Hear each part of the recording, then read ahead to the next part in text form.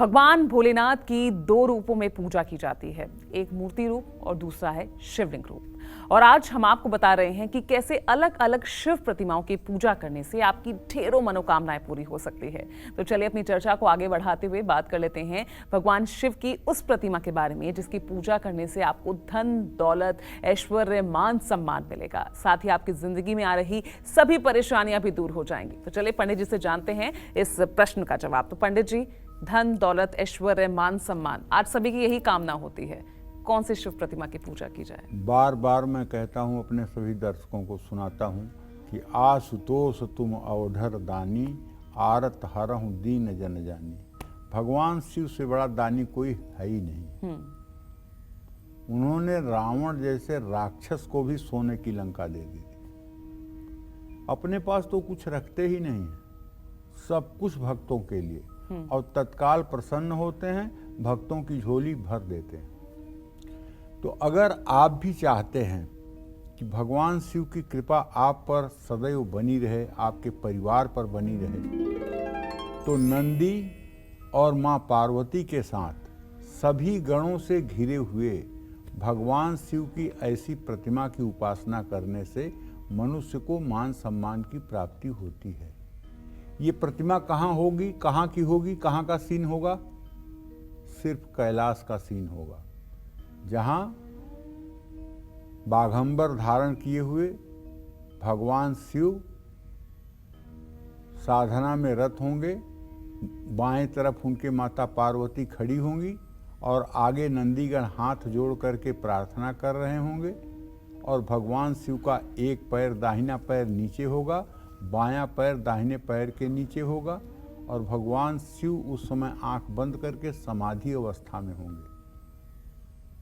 तो कहने का मतलब है कि ये रूप अगर आपने ध्यान में लिया और इस रूप की आप उपासना करते हुए अपने मन में ओम नमः शिवाय, ओम नमः शिवाय, ओम नमः शिवाय 2-5 मिनट तक किया, तो आप विश्वास करिए आपकी अकाल मृत्यु तो हो ही नहीं सकती। पहली बात। दूसरी बात, आपके सम्मान को कोई माई का लाल ठेस नहीं पहुंचा सकता। तीसरी बात, आपसे कोई ऐसा कृत्य नहीं होगा जो पाप की श्रेणी में आता। स्वरूप का रोज ध्यान करिए। मां पार्वती के साथ नृत्य करते हुए हजारों भुजा वाले भगवान शिव की मूर्ति की पूजा करने से व्यक्ति को अपने जीवन में सभी सुखों की प्राप्ति होती है, कष्टों से मुक्ति मिलती है। 4 हाथ, 3 नेत्र, गले में सांप, हाथ में कपाल धारण किए हुए भगवान शिव की सफेद रंग की प्रतिमा की पूजा करने से धन और संपत्ति की प्राप्ति होती है। एक बात बहुत स्पष्ट बताना चाहूँगा, ये जो फोटो छापने वाले हैं ना, प्रिंटिंग प्रेस वाले, इन लोगों की दिमाग में पता नहीं किसने गोबर भर दिया है कि ये लोग भगवान शिव को सांवले स्वरूप में दिखाते हैं, जबकि भगवान शिव एकदम गौर वर्ण है। हमारा शास्त्र चिल्ला चिल्ला के कहता है, कर्पूर गौरम करुणावतारम।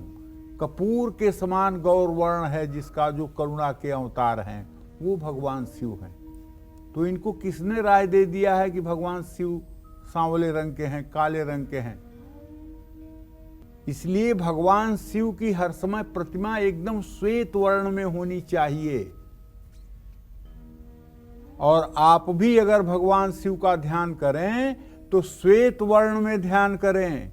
फोटो देख करके नीले काले रंग में भगवान शिव का ध्यान ना करें। ये प्रिंटिंग प्रेस वाले अज्ञानता बस ऐसा करते हैं।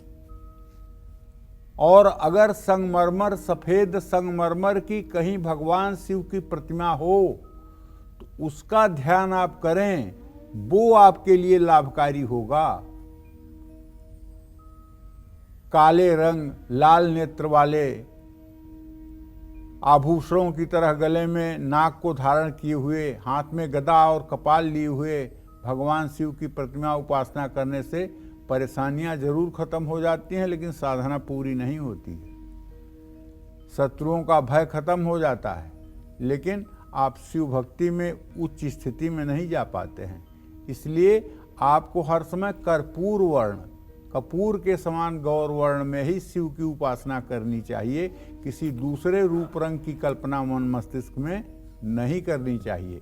अगर आप ये सोचें कि सीरियल में दिखाया गया है, तो सीरियल वाले कितने ज्ञानी हैं कि आपको वही दिखाएंगे जो शास्त्रों में लिखा हुआ है। वो तो लोक परंपरा के आधार पर चलेंगे। जैसा उनको कोई राय देने वाला मिल जाएगा वैसा करेंगे। शास्त्रों का जिसने अध्ययन किया होगा, पुराणों का जिसने अध्ययन किया होगा, उपनिषदों का जिसने अध्ययन किया होगा, वेदांत का जिसने अध्ययन किया होगा, वो न बताएगा कि भगवान शिव का कौन सा स्वरूप ऋषि मुनि ध्यान करते थे, किस स्वरूप को ध्यान करने से भगवान शिव की सिद्धि मिलती है।